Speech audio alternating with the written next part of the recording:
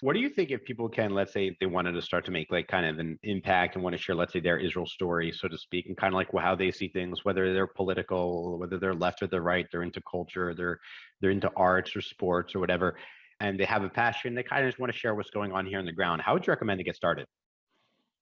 I mean, it's a general question. I mean, Yeah, but I think you have I think you have a perspective because you've already succeeded in being able to deliver all kind of content, and probably you're well networked enough to understand kind of what's a good and easy way for certain people or certain methods of things to do, or maybe you can provide some more insight.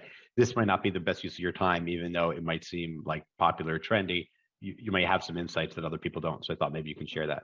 yeah, I mean, the only thing I can say is the approach I took with Izzy, which is look at the existing market. What are, in this case, the media products that are currently being offered, and then see where there's a void and see if that void matches some kind of a consumer demand.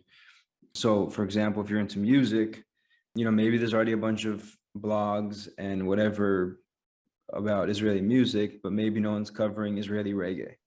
Mm-hmm. And you determine that there could be a huge, or maybe not huge, but it's just a substantial amount of Enough to make a living and to love what you do. Yeah. Mm-hmm. A substantial audience or a decent sized audience for that niche. And then, so that's really what it comes down to. I mean, I just think that, it depends. Obviously, some people just want to do this for fun, maybe not for a business, but I mean, replication is just the biggest waste of time. So if all you're doing is replicating what already exists, then ultimately people are going to go to the incumbent in that situation, right? Because they're already there. People already know them in theory. So try to find something that doesn't exist and just keep narrowing down, right? I mean, you'd be surprised how many businesses are built in a niche of a niche of a niche of a niche, because you just keep drilling down, and the niches get a bad rap because it's considered small and narrow and whatever. But actually, I find that if it's done the right way, you can actually better serve your customer, because the more you drill down, the more deeper you can speak to their identity. And the companies and the people that speak to the deepest aspects of people's identities get the most wallet share and the most attention as well. What's the best way for you to be able to like when you want to like distribute your content or gain more followers?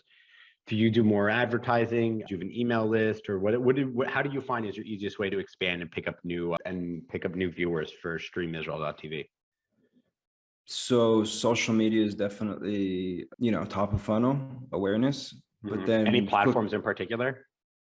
Facebook, Instagram. How's YouTube been for you? We experimented with YouTube, but ironically, it hasn't been as big of a driver as Facebook and Instagram. That's just for our case. That I don't want people to think that that's like a universal thing. But so yeah, social media top of funnel, but then quickly moving to email marketing, and then as we move, into the acquisition part of the funnel, definitely email marketing. The email marketing, yeah, once you bring them in. What does your success look like in email marketing? As a marketer, I'm extremely curious. Once you bring them in, you collect, first of all, how do you collect their email? Let's start there, right? In order to get them an email, other than them, let's say, signing up and being a paid user. How are you getting them in, let's say, to your funnel without you seeing any revenue from them yet? Landing page, yeah. So a landing page, and what do you offer them in exchange for their emails? It depends. I mean, sometimes it's just, come watch Israeli movies and TV shows for a good price. Sometimes we have offers, promotions, discounts, but we try to keep it pretty simple. I think we feel pretty good about our product and our price point. You want to talk about it? You want to talk a little bit about kind of like your price and your product and how it works and whatnot? Yeah, I mean, it's a monthly fee. Like that's a pretty flat. If someone wanted to rent one movie only or one show. Yeah, so we don't offer pay-per-view. Is that intentional, or is that something maybe you'll consider in the future, or do you find that to be a losing model? None of the above. Just like, it's just better for everyone when it's, monthly subscription, cancel anytime. So actually, in theory, you could still, you could sign up for, I mean, today pay-per-view, I guess, depending on what you're buying, but like, you're not going to find anything today reasonable for less than $5 or $10 for a good movie or TV show.